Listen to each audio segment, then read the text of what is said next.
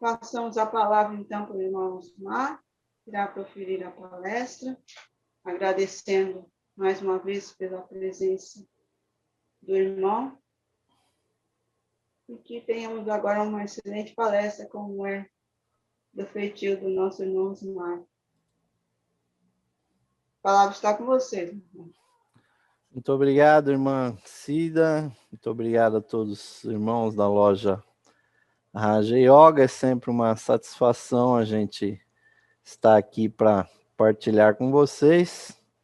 Ainda estou naquela linha, né, que nós estávamos tratando ano passado, né, uma espécie de um curso básico de teosofia. A gente está chegando exatamente nos últimos itens, né? Então eu vou compartilhar aqui com vocês a minha tela.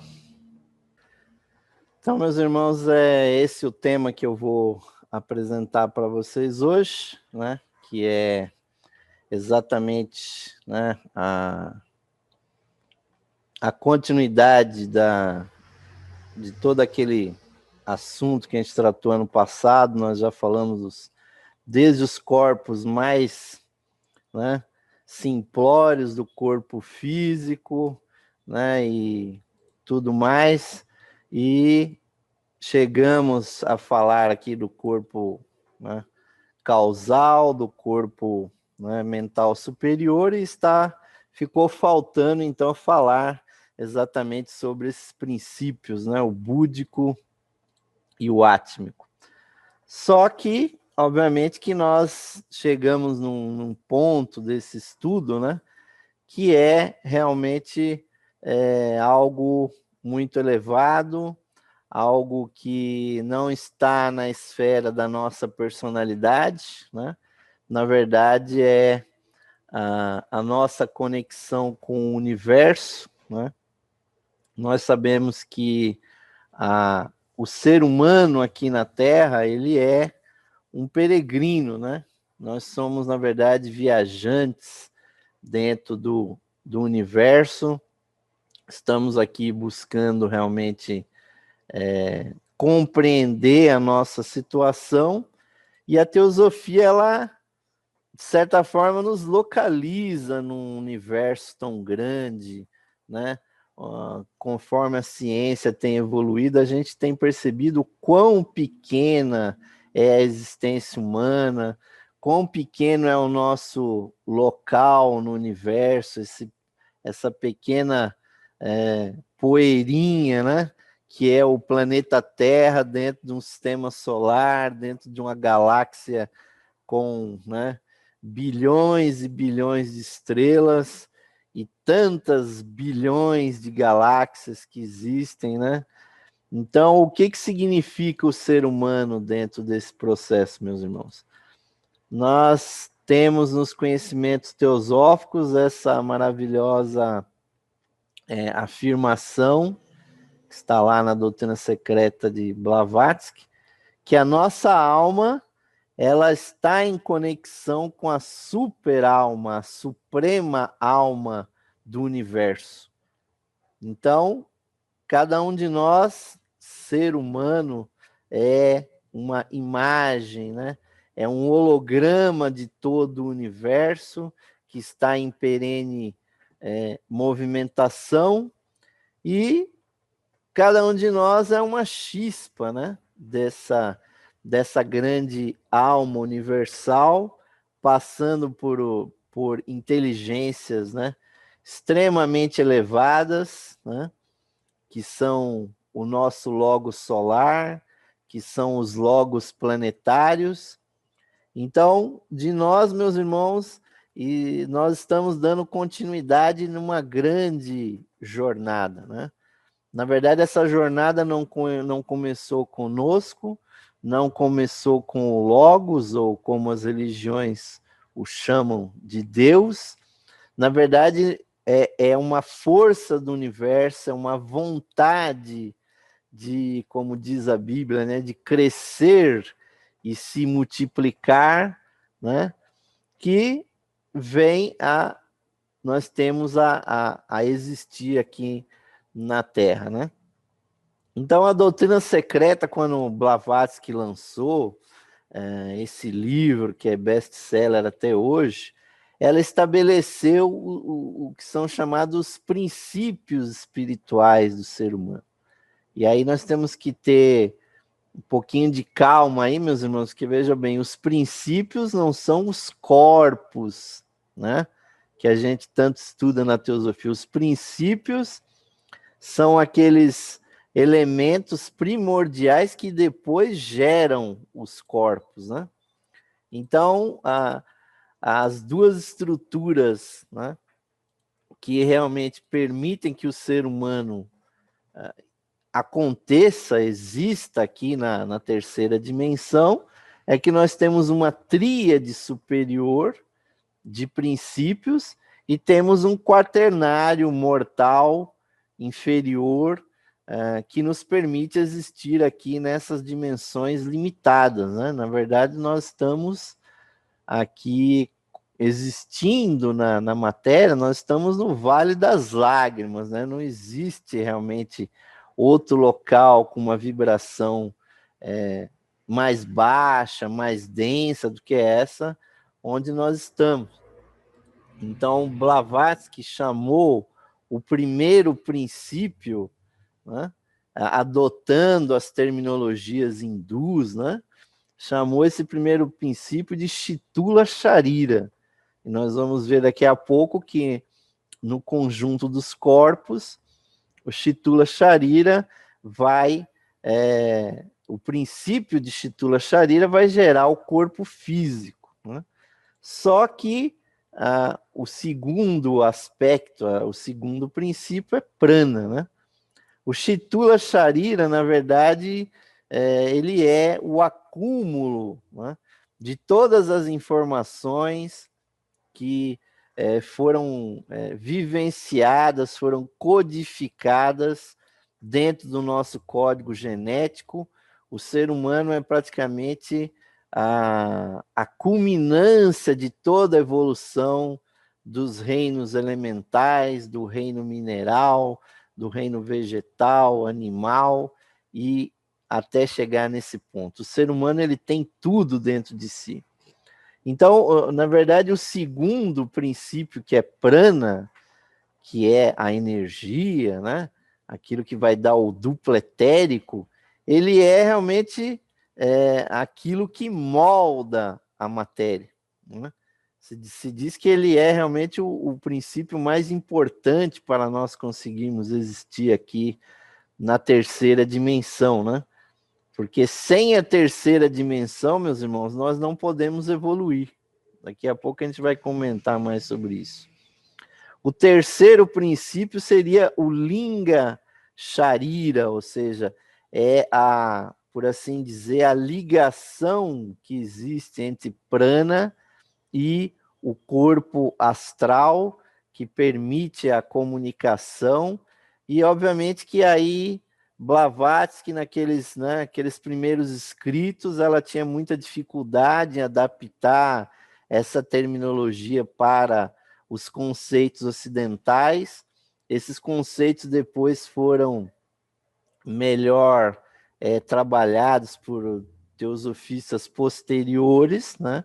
E ela chamava o Linga Sharira a ligação, né, desses princípios inferiores, né, do Shitula Sharira, do Prana, com o princípio de Kama, ou seja, o desejo, aquilo que vai gerar o corpo astral, né? Então, ela chamava exatamente essa ligação do Linga Sharira com Kama, né? E aí, obviamente, que são termos hindus, ela chamava de alma animal, né? Ou seja, aquilo que dentro de nós nos movimenta para o desejo e tudo mais.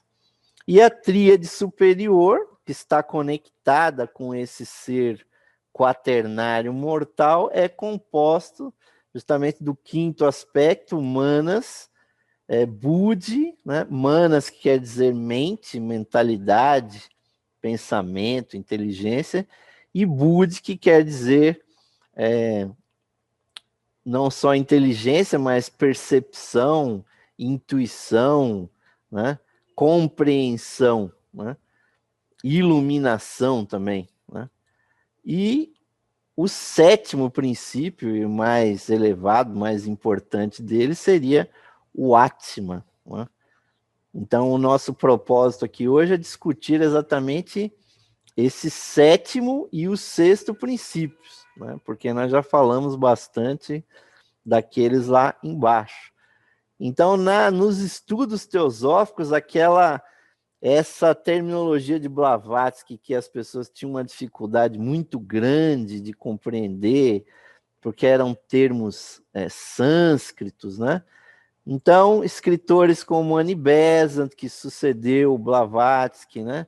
E Olcott na presidência da Sociedade Teosófica, Leadbeater, Ginaraj Das, uma série de outros escritores, ao invés de se focar muito nesses princípios, eles preferiram focar onde? Nos corpos, né? Ou nos koshas, como dizem os hindus. Quer dizer, para cada princípio vai ter exatamente um corpo. Então, quais seriam esses corpos, né?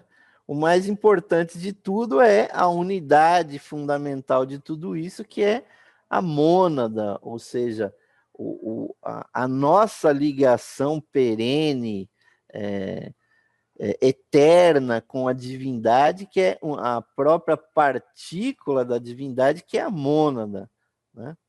Que quer dizer o átomo não indivisível do espírito.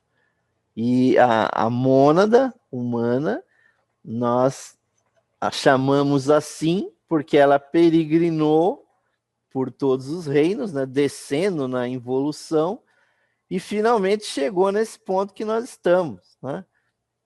E ela é que formou exatamente, soltando de si os seus princípios, né? Que nós já vimos da tríade superior de Atma, Buddha e Manas, ela foi mergulhando paulatinamente na matéria, mas ela permanece lá em cima no nível monádico, né? Que é mais elevado do que o plano de Atma, o plano, né, átmico. Então, veja bem, meus irmãos, os corpos, né, eles são exatamente a imagem dos princípios. Então, isso é uma coisa que eu vejo, lamentavelmente, muitos teosofistas aí até brigando por causa disso, porque Blavatsky se fixou muito nos princípios. E a literatura posterior, que aí tem pessoas que discutem isso, que seria uma neoteosofia, uma explicação mais simplificada, né? Ela está mais baseada nos corpos, porque é exatamente onde a gente consegue se manifestar. Os princípios em si não querem dizer nada, né? Eles precisam de uma corporificação, né? E o mais importante da gente é realmente ter realmente em mente, meus irmãos, é o seguinte: atualmente nós temos o corpo físico, né, que a contrapartida energética dele é o etérico, né? Nós temos o corpo astral, né, que é o corpo das emoções, né, que é uma aura à parte, à nossa volta. Nós temos a mente concreta, o nosso corpo mental, e nos últimos milhares, o que está milhões de anos, nós estamos desenvolvendo o quê? Humanas ou a mente superior, né?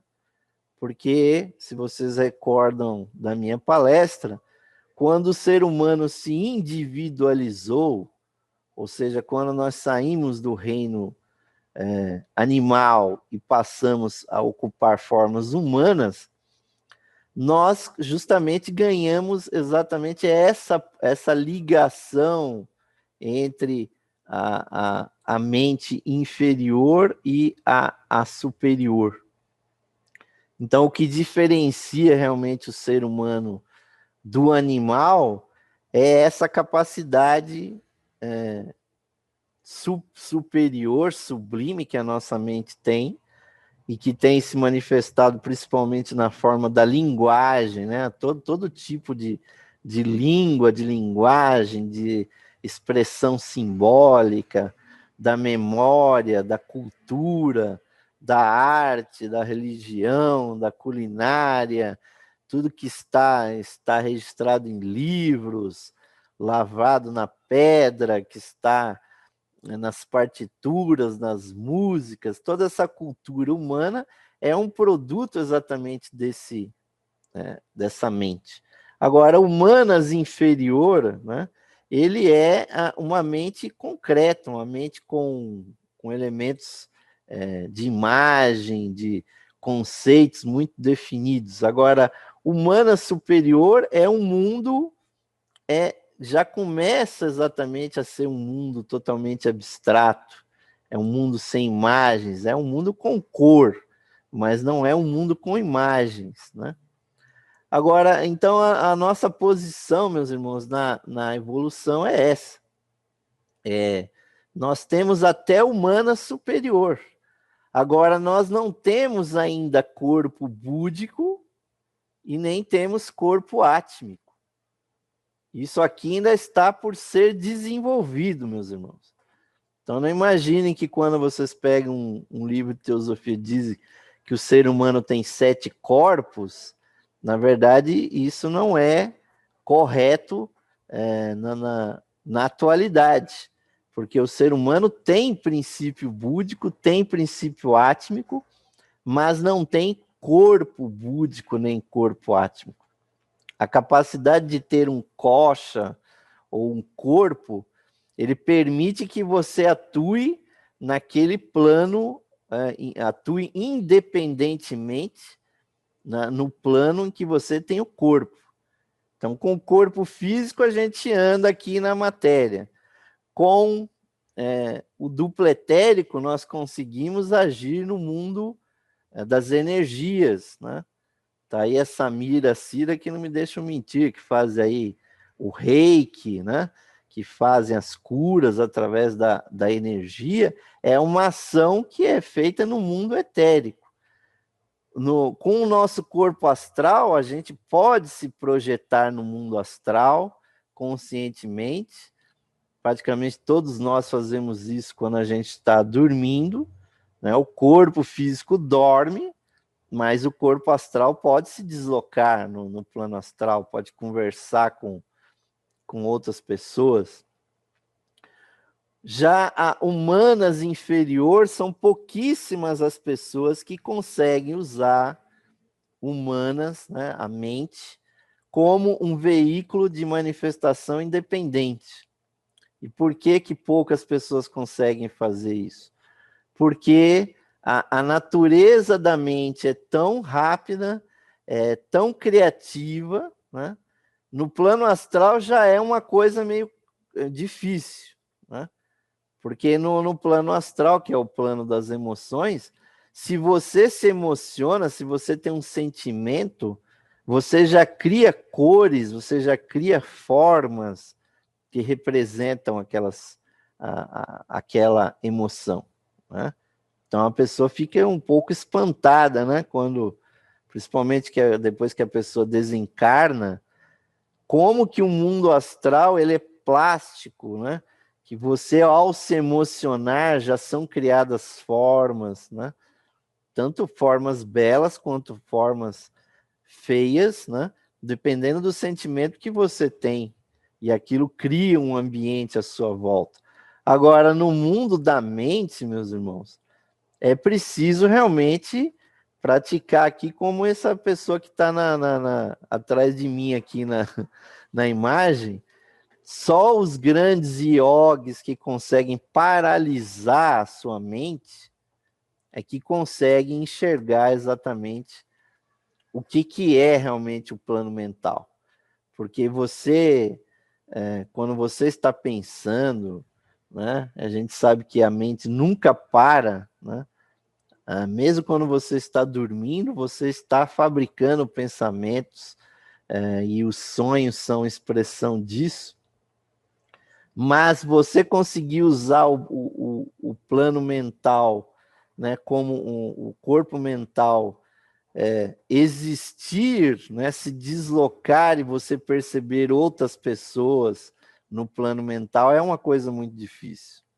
Você normalmente se conecta com as ideias, com os pensamentos de outras pessoas, quando você lê, quando você assiste uma TV, quando você lê um livro, quando você assiste uma peça de teatro, né? Ou quando você medita, né? Porque meditação é que é a grande comunicação desses mundos aí. Você pode até entrar em contato com o inconsciente coletivo, né? Você pode ter até as mesmas percepções que outras pessoas têm no plano mental, mas usar o corpo mental independentemente é difícil. Então vamos prosseguir aqui, meus irmãos, nesse nosso raciocínio. Eu vou avançar aqui o gráfico. Agora eu liguei uma caneta aqui, eu tenho que desligar ela. Isso. Então vamos projetar de novo aqui, meus irmãos, os planos, né? Isso aqui realmente é o paraíso da teosofia, quando a gente tem essa percepção exatamente de que esse mundo nosso é, na verdade, a menor das dimensões que existem. Então, do físico, né, até o átmico, né, há realmente uma manifestação pelos princípios do ser humano em todos esses planos. Agora, os corpos, eles têm realmente uma conexão de simbolismo, né? Então, o mental superior, ele está muito conectado, ele corresponde com o plano mental inferior. Já o plano búdico, ele tem uma correspondência com o astral. E é aí que nós temos a indicação de como desenvolver esses corpos, porque não adianta simplesmente a gente saber o nome desses corpos, a gente precisa saber como a gente pode desenvolver. E o átmico, ele tem uma conexão com o físico. Então é por isso que é bobagem a gente negar o corpo físico, né? Negar as energias que acontecem aqui na matéria, porque elas se conectam, meus irmãos, elas podem se conectar com o que há de mais sublime com o ser humano. As ações físicas, elas se conectam com o plano realmente mais elevado de todos, que é o plano átmico. As nossas emoções, nossos sentimentos se conectam com o plano intuicional, com o plano búdico, né? E a nossa mente concreta, a mente inferior, se conecta com a mente abstrata, com a mente superior. Então, ilustrando isso aqui, meus irmãos, é interessante a gente saber dessa conexão entre o físico e átmico, e o Atman, né? Porque vejam bem, né, no passado, meus irmãos, todas as escolas de mistérios, né, elas eram principalmente escolas ou militares ou de artes marciais, porque as doutrinas eram passadas de uma maneira a que o indivíduo dominasse as pulsões, os elementos do seu corpo material. Então, aquela pessoa que pratica artes marciais, que pratica esportes, que pratica, né, todo tipo de atividade física, e principalmente yoga, né, no sentido do domínio do corpo físico, da Hatha Yoga, ou qualquer tipo de domínio das habilidades físicas, está desenvolvendo dentro de si as capacidades átmicas, porque Atman, meus irmãos, é o próprio reflexo de Deus Pai do poder da vontade divina que dá início a esse universo. Então não devemos jamais, meus irmãos, esquecer do nosso corpo físico.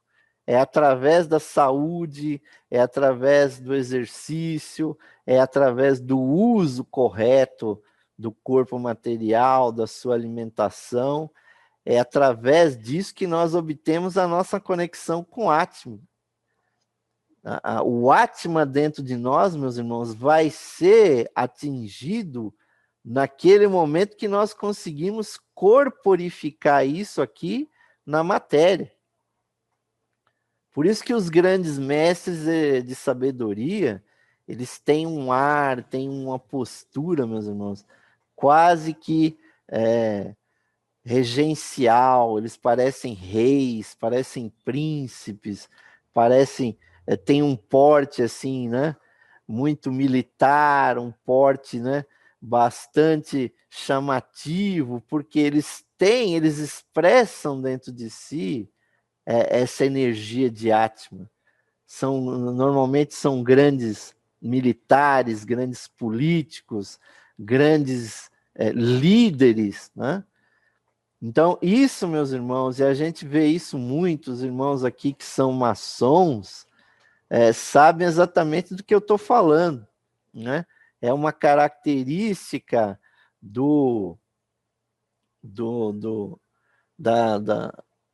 da própria ritualística maçônica desenvolver a postura física, dominar o físico, fazer certas posturas físicas, dar os sinais, os toques, as marchas, né? E tudo de uma forma ordenada, dentro de uma hierarquia, né? E não por acaso, meus irmãos, todos os grandes teósofos, né?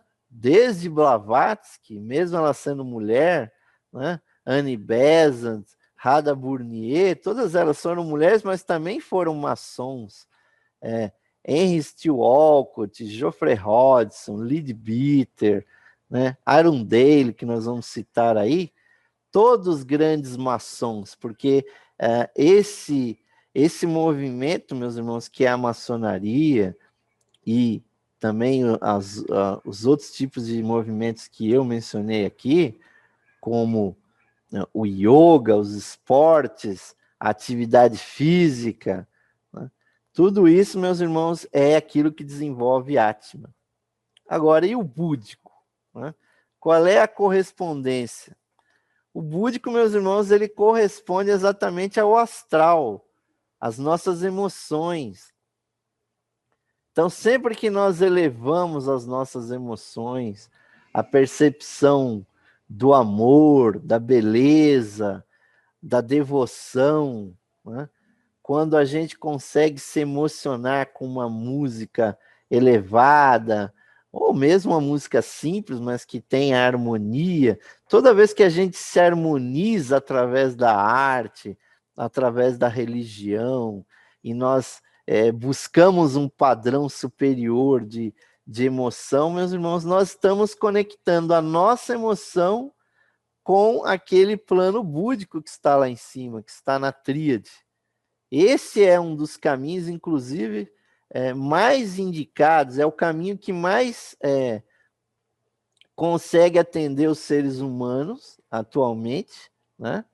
Muito menos do que a parte física e a intelectual, porque o ser humano tem uma composição extremamente emotiva, né?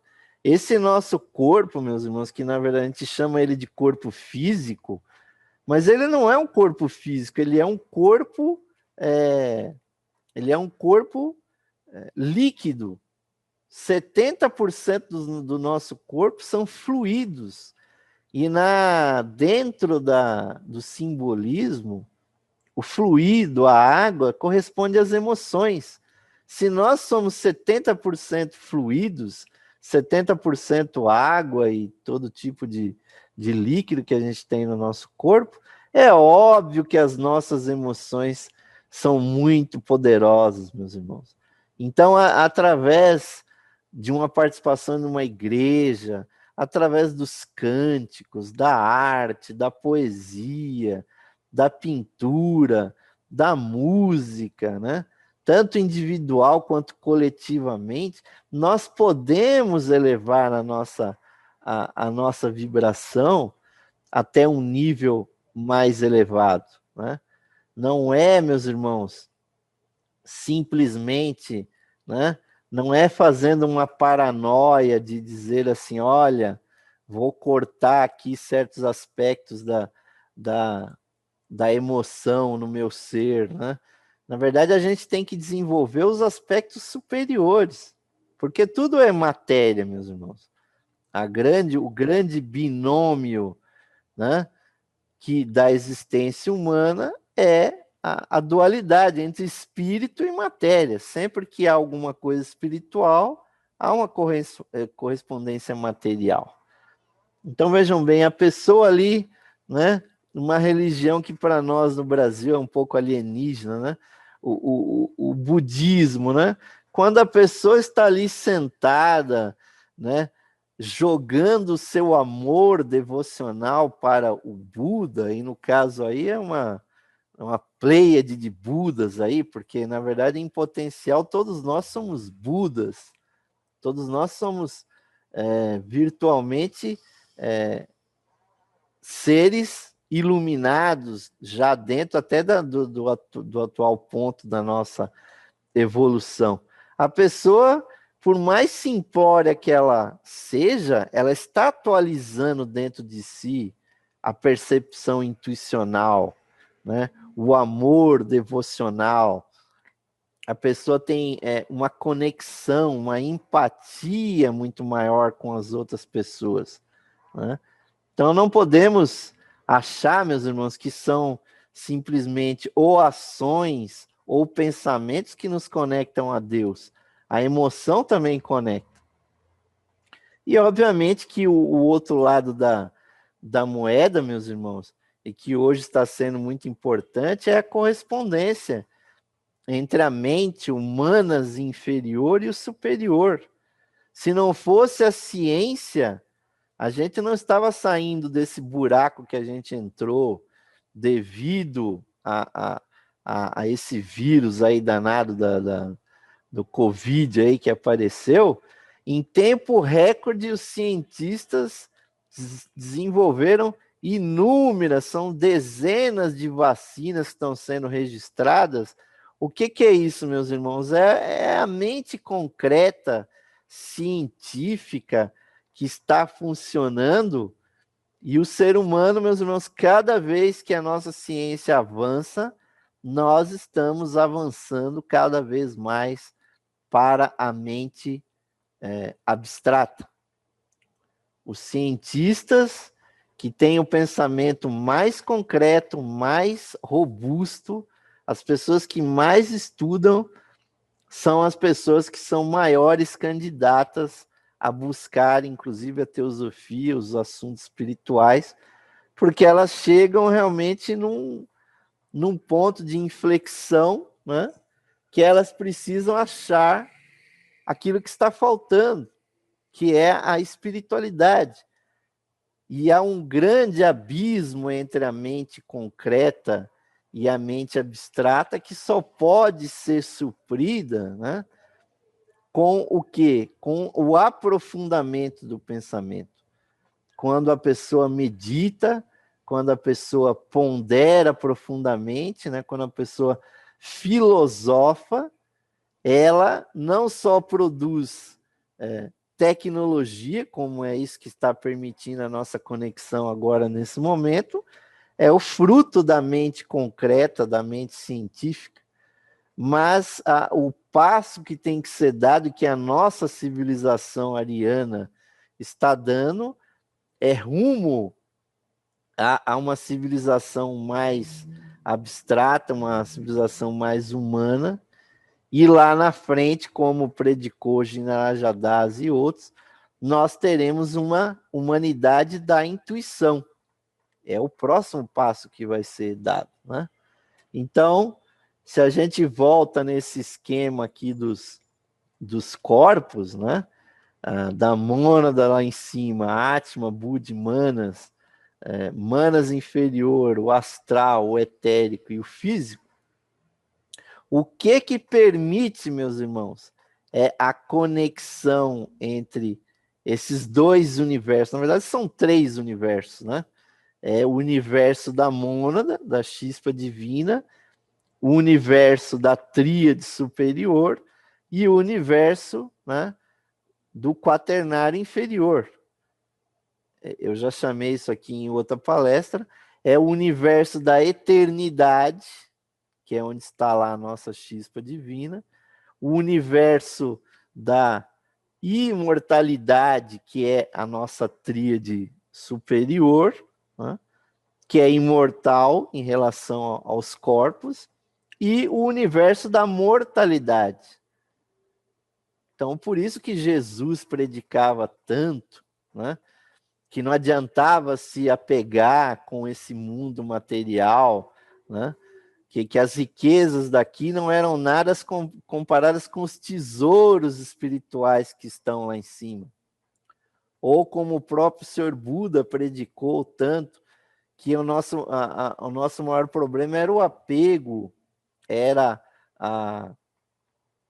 as sensações com as quais nós apegamos, os sentimentos, que tudo isso causa sofrimento. E aí ele traçou a sua doutrina da senda óctupla, né? Assim como Jesus traçou a senda do amor, do perdão, né? Os grandes seres conhecem, e o grande caminho aqui, meus irmãos, é essa ligação que Blavatsky, né, buscando lá nas tradições da Índia, essa ligação é chamada de Antakarana, né? O Antakarana, meus irmãos, é a ponte que vai ligar a nossa mortalidade com a nossa imortalidade, e essa ponte é realmente principalmente construída entre a nossa mente concreta e a nossa mente abstrata. Ou seja, quando nós chegarmos naquele ponto que a nossa mente já tem estudado tanto, que as nossas emoções já tenham se refinado tanto, que o nosso corpo já esteja tão harmonizado, e isso é o que se espera realmente de um ocultista, ele vai buscar, né, cruzar esse abismo e passar para a outra margem, para o outro lado. E isso, meus irmãos, é aquilo que Blavatsky, né, na Voz do Silêncio, quando ela mencionou que a mente é assassina do real, que o discípulo mate a assassina. Obviamente que é no sentido figurado, mas quando você tem uma mente inferior, que é obviamente limitada à mortalidade, para você passar para o outro lado, para a mente superior, você tem que se dedicar ao quê?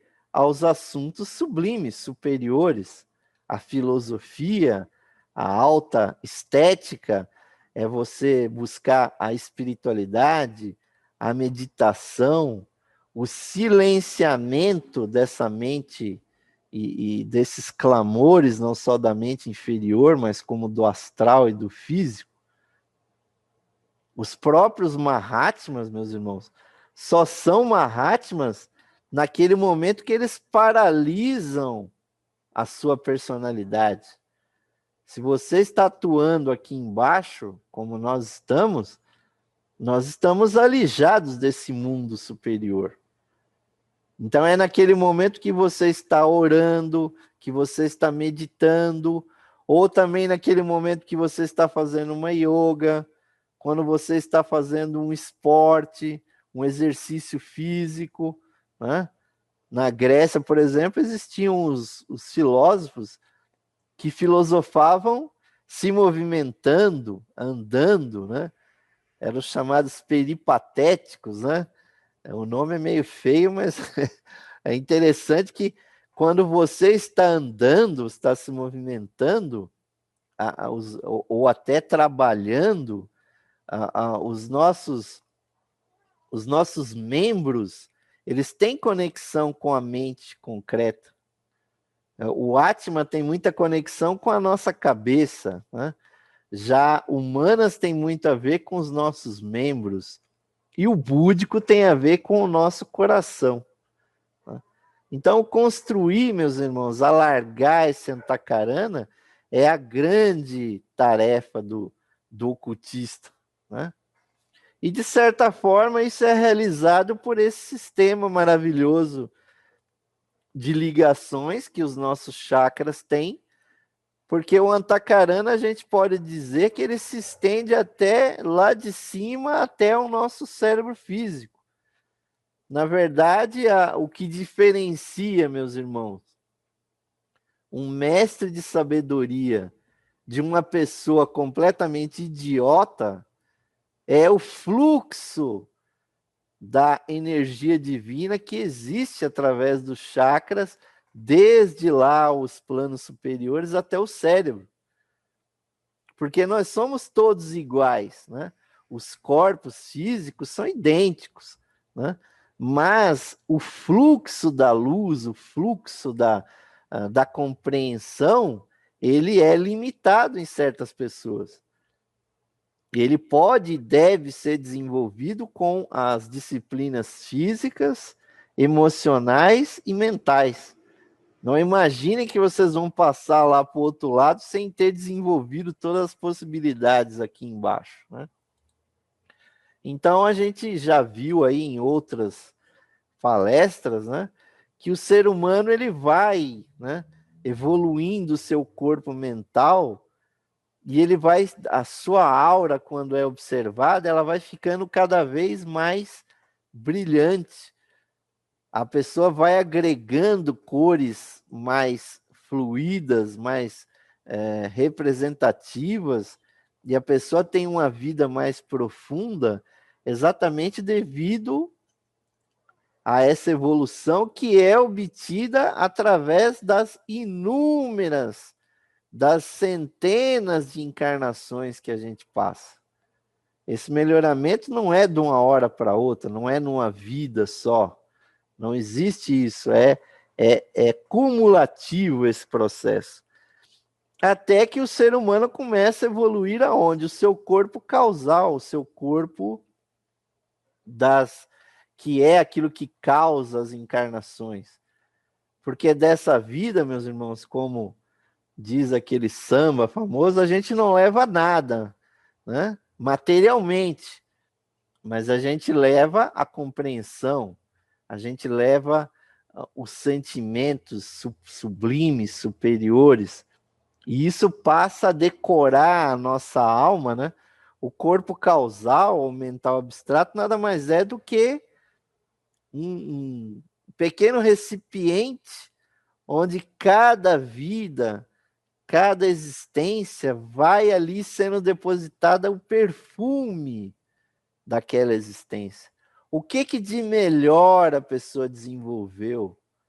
Quanto que a pessoa realmente aprendeu de verdade? Quanto que ela amou? Quanto que ela conseguiu perceber, né? Compreender de todo esse processo que é ser humano. E essas bobagens que a gente às vezes briga aqui, né? Os bens materiais, as posses, isso não quer dizer nada para a nossa alma. O que interessa para ela é o que é sublime, o que é transcendente, né? Aquilo que é impessoal. Para a gente chegar a compreender, meus irmãos, o que realmente vai desenvolver todo esse processo, né? Desde a mônada até o corpo material, tudo isso é um processo contínuo de melhoramento. Até a própria aparência física, quanto mais evoluído, com certeza, meus irmãos, mais bela será a pessoa no plano físico. Os Mahatmas, por exemplo, a gente vê quão belos eles são, porque quando eles vão nascer, eles pegam os arquétipos do que deveria ser um corpo, né, físico. Então, meus irmãos, esse diagrama ele é muito importante. A gente está consciente que nós estamos aqui no físico, nós estamos na periferia do processo, né? A matéria é o mundo o mundo físico é o mundo da separatividade, né? Enquanto, meus irmãos, que o mundo átmico, que é o mundo, né, mais profundo para o ser humano, ele está muito mais próximo da unidade espiritual. E o búdico também, né? O búdico está muito mais ligado com a unidade do que a gente no físico. No físico a gente está praticamente embotado, né? Então eu já mostrei isso aqui em outra oportunidade, que o verdadeiro gráfico é esse, né? A nossa personalidade aqui, ela tem a força 1, né? A nossa alma, o ego, ele equivaleria a 1000, né? E lá em cima, a mônada equivaleria a 1 milhão. Então, vejam bem, meus irmãos, de 1 para 1 milhão, né? Nós estamos muito longe de perceber a unidade espiritual. Nós estamos completamente na separatividade. É por isso que a gente se sente realmente distante das pessoas, né? A gente fica até se perguntando, né? Morreram 200 e tantas mil pessoas no Brasil nessa pandemia, meus irmãos. O que representa realmente isso, né? No sentimento de tantas pessoas que perderam familiares, que perderam entes queridos, né? Amigos, pais, mães, filhos e tudo mais. Quanto sofrimento! A gente não consegue perceber isso. Por quê? A nossa limitação enquanto personalidade impede isso. O ser humano é travado, né? Obviamente que no mundo lá da unidade, no mundo do nosso ego, isso está sendo muito mais percebido do que aqui embaixo. Provavelmente esteja sendo uma situação muito difícil entrarem, né?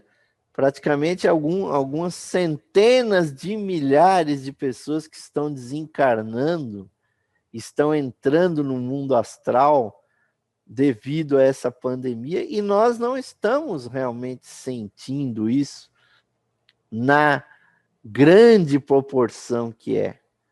Porque por mais que nós oremos, por mais que a gente vibre por essas pessoas, o nosso sentimento não alcança. Provavelmente a gente seja alcançado se algum familiar nosso morrer, se algum conhecido nosso ficar doente, tiver os sintomas, aí que a gente vai sentir. Daí que nós compreendemos que os grandes seres tinham uma grande compaixão, né? Porque eles já estão, né, conectados com esse mundo da unidade. Porque a gente tem que imaginar que a gente veio lá daquele brilho esfuziante do logo solar, foram emanadas as chispas divinas, né? E eu trouxe aqui um texto da Annie Besant, que ela fala exatamente das nossas mônadas, né? Ela fala o seguinte: quando a mônada humana surge do Logos, é como se do luminoso oceano de Atma, uma centelha de luz fosse separada do resto por uma membrana de matéria búdica, e aí se enclausurasse, pendendo como que dentro de um ovo, cuja matéria pertencesse aos níveis informes do plano mental. E aí, entre aspas, ela cita aqui: a centelha pende da chama por delgadíssimo fio de forrate. À medida que a evolução prossegue, o luminoso ovo se torna maior e mais opalescente, e o fio delgado, um canal largo por onde flui mais e mais vida átmica, por fim, misturam-se o terceiro com o segundo, né? Aspectos, né? Os princípios, o segundo com o primeiro princípio, assim como chamas se mesclam, as chamas sem que nenhuma separação seja perceptível. É essa, meus irmãos, a nossa gênese espiritual, ou seja, da chama da existência divina do nosso Logos, há realmente um envolvimento em matéria átmica, né, dessa luminosidade, e ele vai se revestindo depois de matéria búdica, depois de matéria mental, e aí está formada a centelha divina, o Atma, que tem essas... o Atma e a nossa mônada, que tem essas três qualidades. E é por isso que a religião cristã diz que o homem, né, o ser humano, foi feito à imagem e semelhança de Deus. Porque Deus é 3 em 1, é triuno, e o ser humano também. Deus é Pai, Filho e Espírito Santo, e nós somos Atma, Budi e Manas. Há essa correspondência, né? Então, a descida, meus irmãos, né? O Leadbeater, eu sempre repito isso aqui, o Leadbeater diz que são 60 bilhões de chispas divinas que estão no nível humano. Todas essas chispas divinas mergulharam simultaneamente na matéria, chegaram lá no nível mineral e depois começaram a evoluir, ocupando sempre formas diferentes, e agora aquela pequena centelha que está aqui dentro do nosso coração está ocupando uma forma humana e futuramente ocupará formas cósmicas, quiçá de anjos, quiçá de seres ainda mais excelsos, porque o nosso futuro é realmente de uma luz que só se expande. Na verdade, nós somos luz, meus irmãos, nós somos luminosidade. É por isso que os seres despertos são chamados de iluminados, porque eles reconhecem que, essencialmente, nós somos seres de luz. Então, esse mergulho, né, da matéria, né, desde o plano monádico, né, o plano anupadaka, né, é um termo teosófico meio difícil de usar ele, mas é esse o termo, né? Lá do plano monádico, as mônadas são projetadas, né, e elas vão o quê? Gerando exatamente os seus aspectos Atma, Budi, Manas, e depois que isso é composto, ela vai gerar as personalidades, os corpos, né? Mas o que existe fundamentalmente é a mônada. A mônada está no centro de tudo. A alma está em volta dela. Mas aquela chispa divina é o centro de tudo, meus irmãos. Então nós estamos vendo só a parte de fora do processo. Não estamos vendo realmente o que está acontecendo.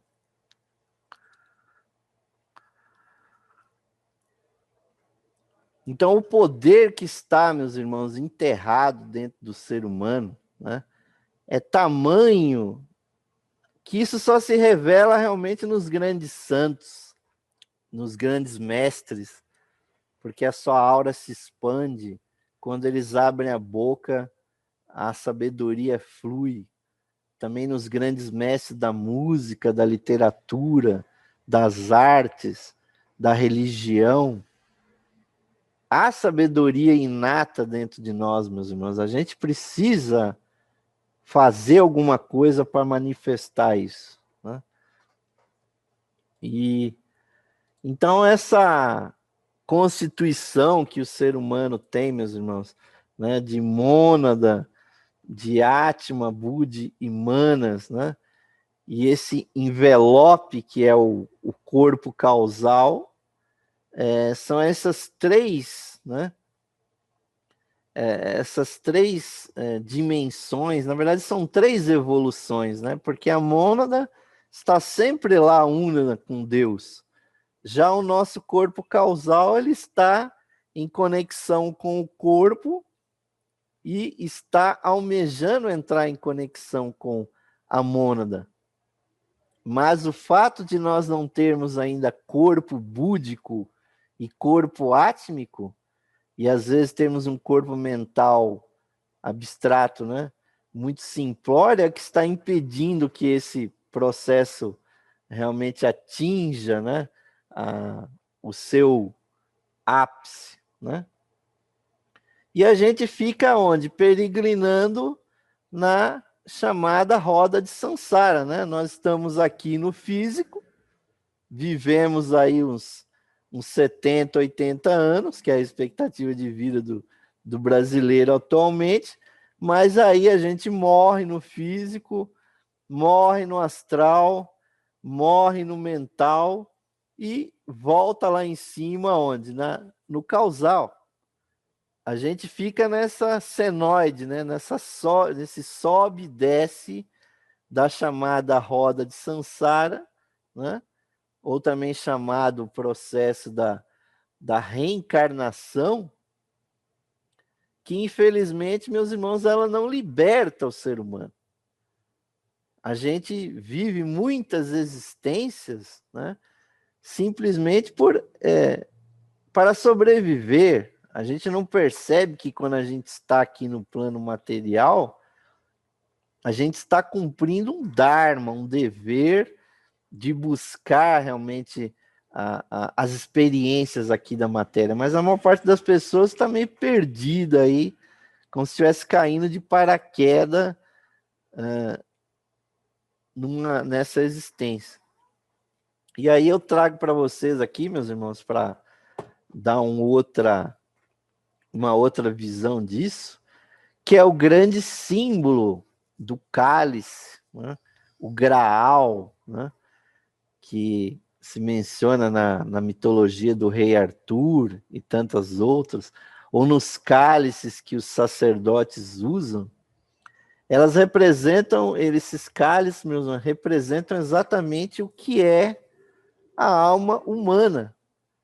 É um recipiente, né? E é por isso que o sacerdote impunha um cálice durante a celebração da missa, que é uma refeição, né, ritualizada, porque exatamente nesses cálices, nesses grandes festivais onde a hóstia consagrada é apresentada, se comemora exatamente o quê?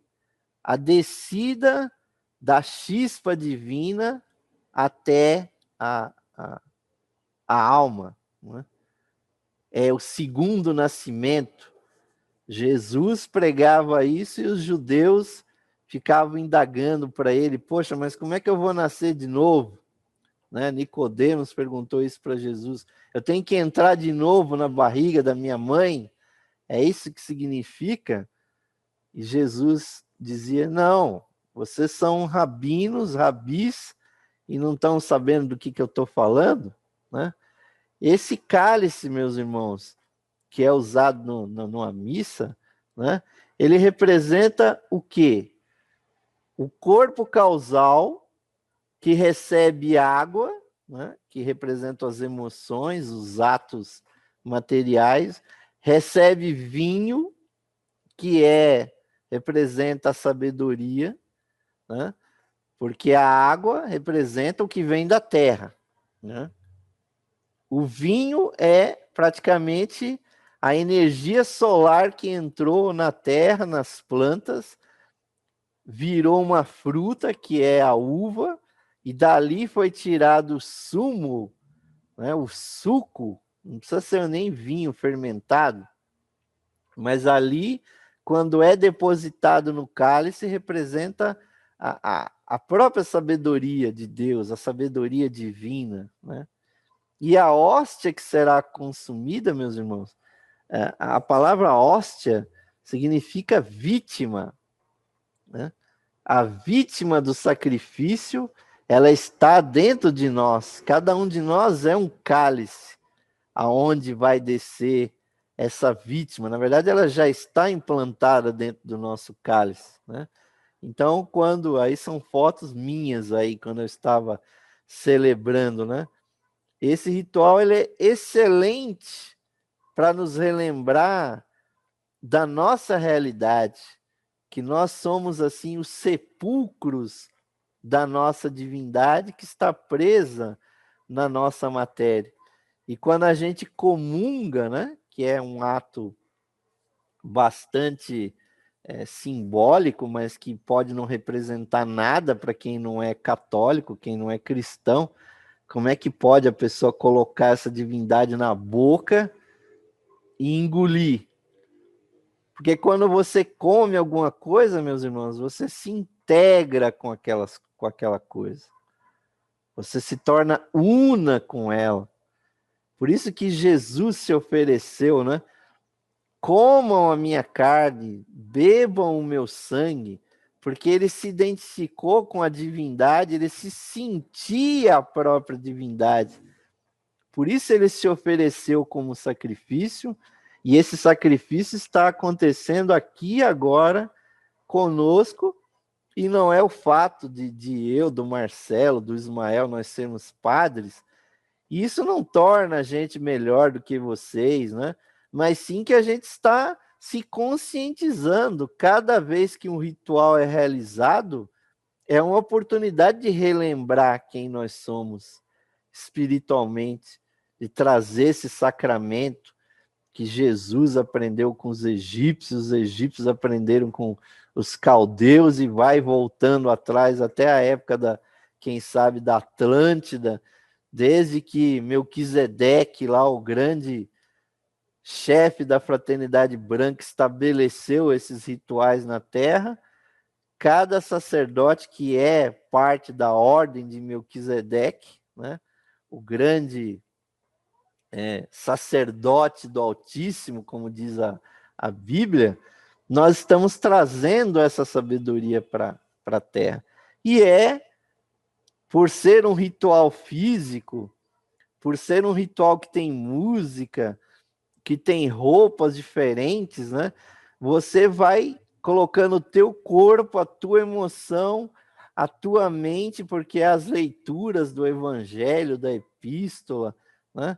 Você transforma tudo isso na possibilidade do quê? De se elevar.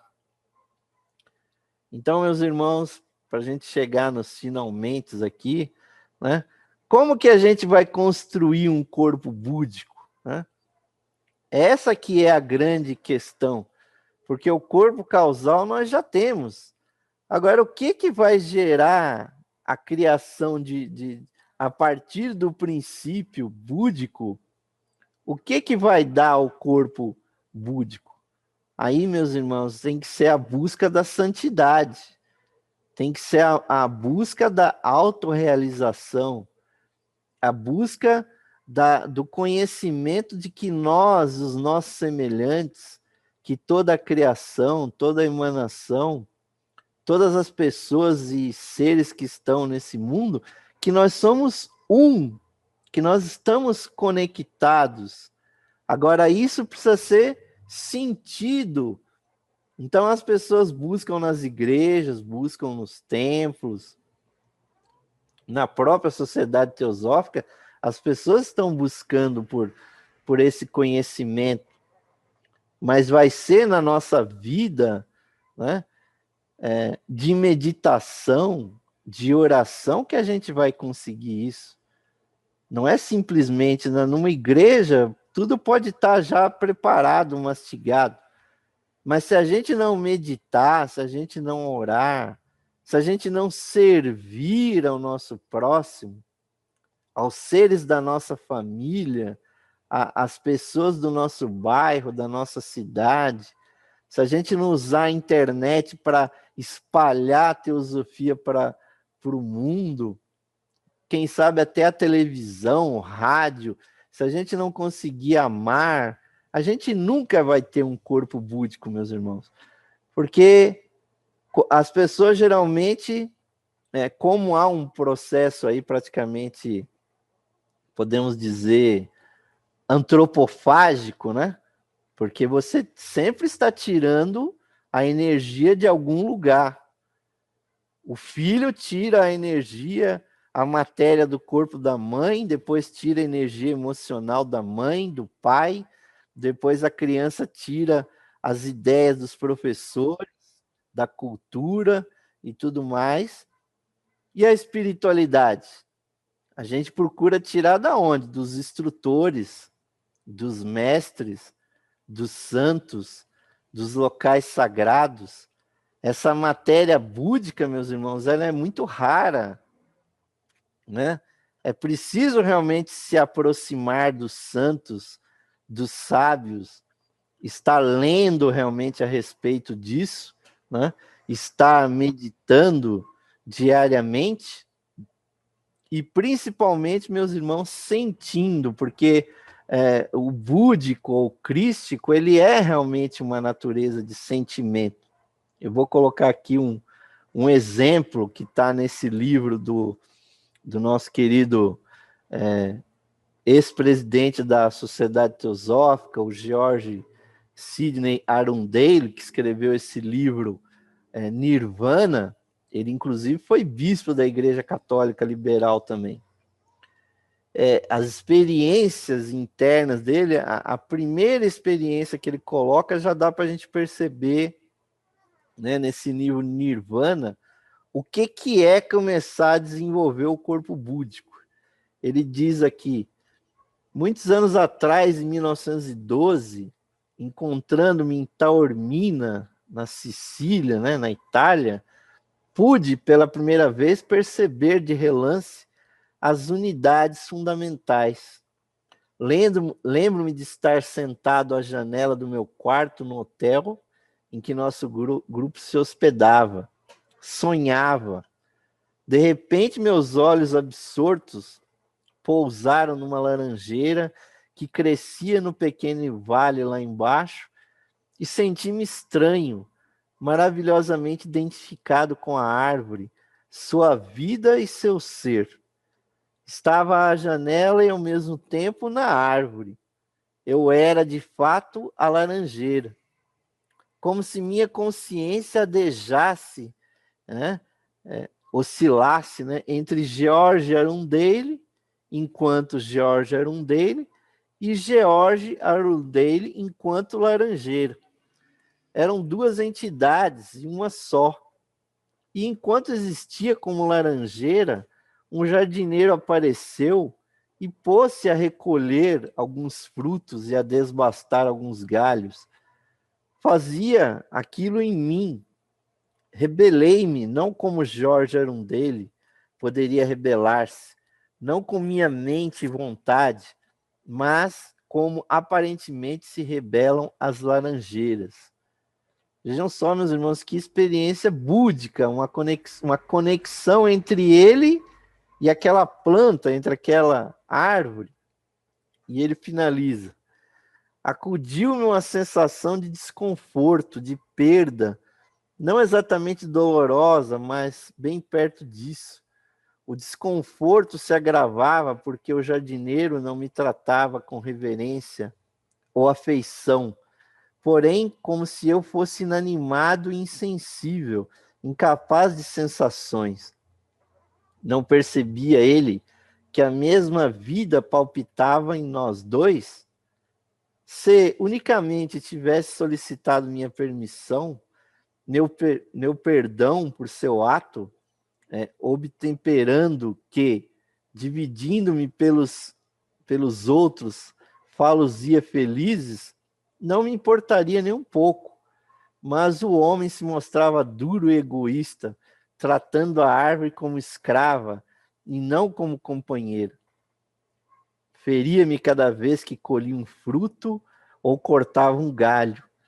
Agindo diferentemente, teria obtido todos os meus frutos e galhos, comungando comigo da mesma alegria, porque então estaríamos trabalhando juntos, da maneira como as coisas se passavam, estando à sua mercê e tratado como objeto de uso, minha vida mal valia a pena, eu era só uma laranjeira miserável, porque desconsiderado.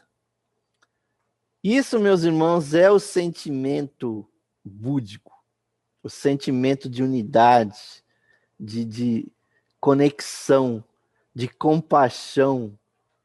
Sempre que Jesus andava e via aqueles doentes, aqueles enfermos, ele se compadecia e se unia a eles, sentia os seus sofrimentos. Aqui, Arão deles se conectou com essa árvore. Há um outro relato muito parecido do Krishnamurti, como esse, como ele se sentia uno com as plantas, com os insetos, né? É isso, meus irmãos, que é o começo da vida búdica. E quando o ser humano se conecta com outro ser humano, meus irmãos, de coração a coração, que é a conexão da amizade, né? Do amor impessoal, que não é com todas as pessoas que você tem essa conexão, é também um sentimento búdico, meus irmãos. Porque você, né, sente a outra pessoa, às vezes até sem falar, você se sente como a gente se sente num grupo como esse aqui, né? Unidos fraternalmente, é uma conexão de coração a coração. Há conexões também que são de cabeça a cabeça, né? Quando um professor está ensinando.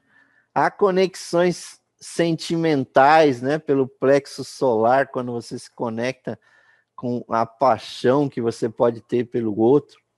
Há aquela conexão carnal, quando você sente o desejo, né, corporal pelo outro. Mas essa conexão de coração, meus irmãos, é a coisa aqui na matéria mais próxima do búdico que a gente sente.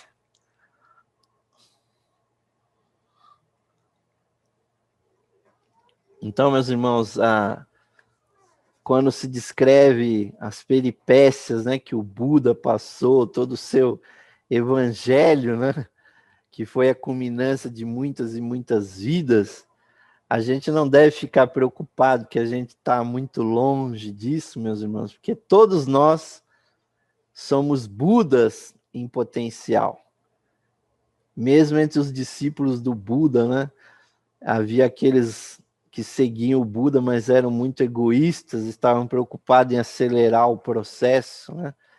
E aí iam andando atrás do Buda, aí dizem que um foi encher o saco do Buda lá e perguntou: e aí, senhor Buda, quando é que nós vamos, né, praticar aquela yoga, né, e vamos subir, né, nos tornar arhats, né? E eles estavam caminhando por uma cidade, assim, o Buda correu o olho, assim, na rua, e tinha um ébrio lá, um pinguço caído na sarjeta. Ele apontou para aquele pinguço e disse assim: olha, aquele bêbado ali vai atingir o Budato mais primeiro do que todos vocês.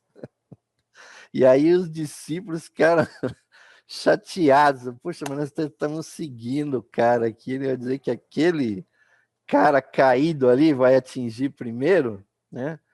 Com Jesus também acontecia isso, né? E são tantas passagens, meus irmãos, porque não é questão de tempo, meus irmãos. O tempo é uma coisa ilusória da nossa consciência. E não adianta imitar as vestes, as posturas do Senhor Buda, o penteado de cabelo do Senhor Buda, se você não se sentir conectado com tudo e com todos, o Cristo, o Buda, não nasceu ainda no seu coração. Agora, quando você sente compaixão, amor, né, pena, sente devoção, e sente isso por muitas pessoas, e isso só vai se expandindo, meus irmãos, aí está vindo uma nova vida, aí está vindo realmente, né, essa conexão. E mesmo o amor entre duas pessoas, meus irmãos, o mestre Serapis, nas suas cartas, dizia: o amor entre duas pessoas prepara o nosso ser para o amor divino, para o amor universal. Porque qual é o ser humano que nunca se apaixonou por outro? Se não tiver essa experiência, também não vai ter uma experiência de você amar a Deus sobre todas as coisas, como Jesus pregava, né? E não adianta também ficar se fechando numa bolha, né? Como o Mestre Kutumi dizia que na época dele existiam 100 mil yogis na Índia que podiam ser iniciados, né? Mas não eram porque estavam fechados no seu egoísmo.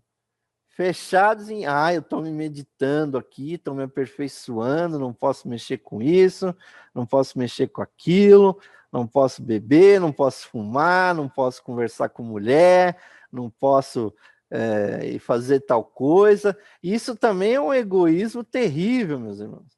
É o contrário, o búdico, o Cristo, é quando você se conecta com o outro. E hoje a gente consegue fazer isso até à distância, né? Essa que é a maravilha dessa nossa tecnologia, meus irmãos.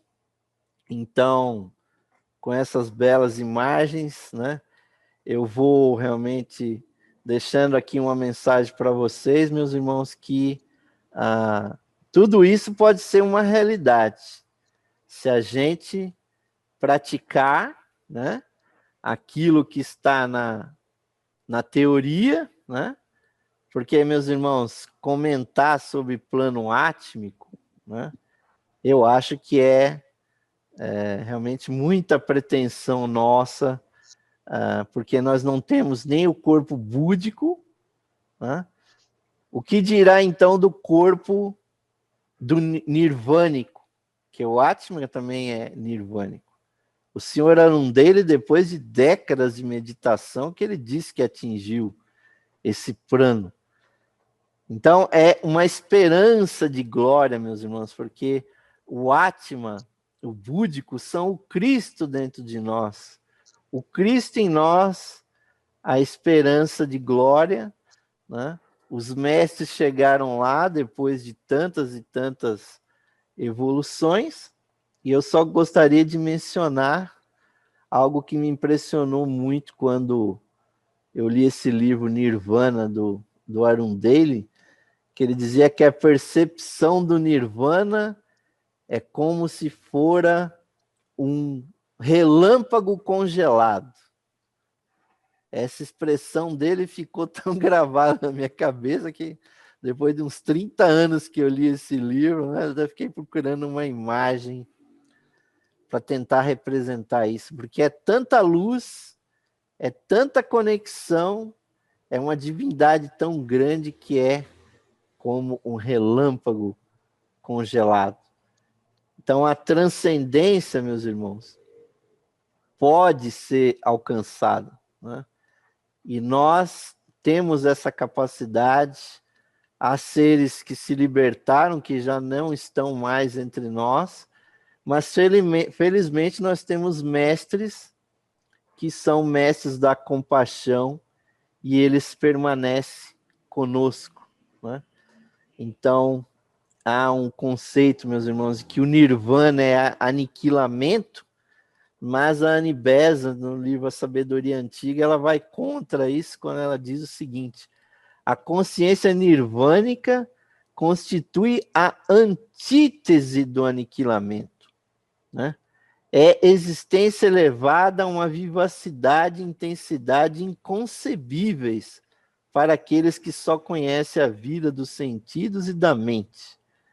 Então, não vou nem citar a frase inteira, porque é uma discussão que existe entre os budistas, que nada realmente tem substância em si, e que atingir o nirvana é atingir o aniquilamento, e a experiência do Arundeli e de outros místicos é bem o contrário. Quando você chega no nirvana, você sente mais, você percebe mais, você se conecta mais, e isso não é realmente aniquilamento.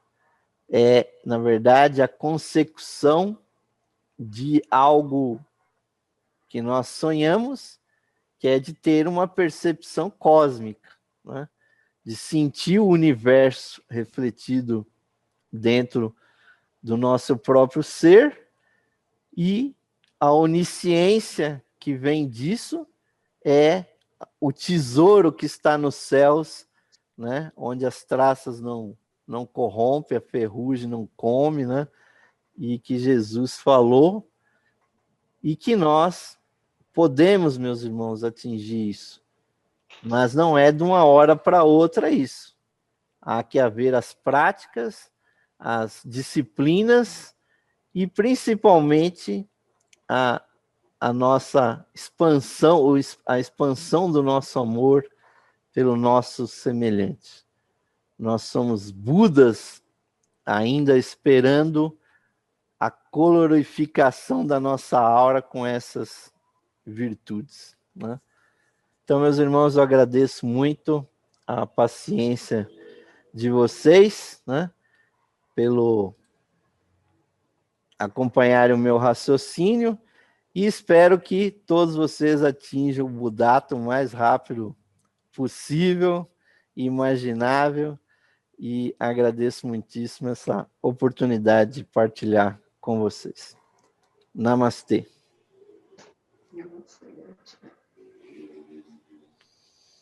Obrigado. Fala muita gratidão mesmo, Osmar. Irmãos, alguém tem alguma pergunta, algum comentário?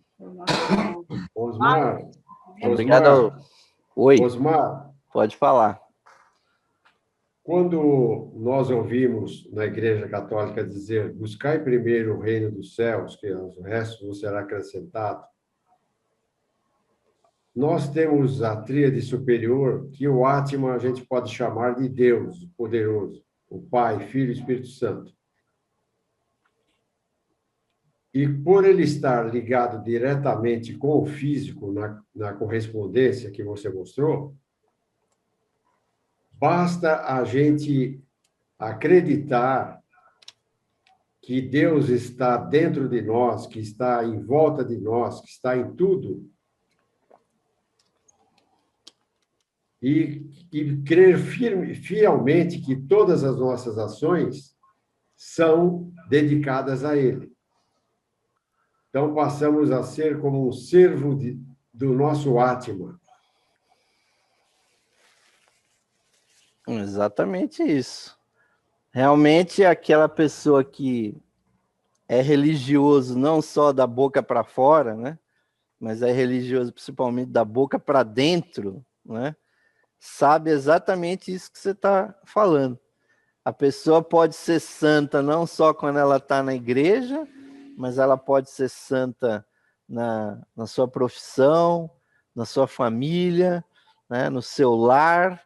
Ela pode santificar a tudo e a todos e realmente até fazer milagres, né? Porque todo mundo fica espantado com o que se diz de Jesus, mas a verdadeira cura, né, que ele fazia era abrir os olhos da pessoa, não só o olho físico, né, ou não só levantar um inválido, uma pessoa realmente aleijada, mas era abrir os olhos do espírito da pessoa, né, para aquelas doutrinas que ele pregava, né? Isso não foi exclusividade de Jesus, mas o Senhor Buda e tantos outros iogues, místicos, e também dentro da nossa sociedade, né?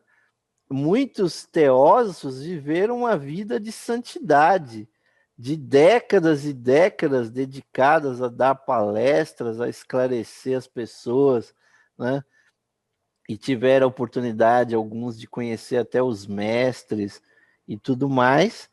Mas o verdadeiro milagre é esse, é você abrir os olhos da pessoa para a percepção dessa vida que a gente vê, né? Quando a gente estuda teosofia, quão amplo é o universo, quantos planos, quantas dimensões, quanto há ainda a se desenvolver na nossa natureza. Então, esse mundinho aqui de coisas, né, comezinhas da matéria perdem muito sentido diante desse novo panorama que a teosofia descortina para nós, né?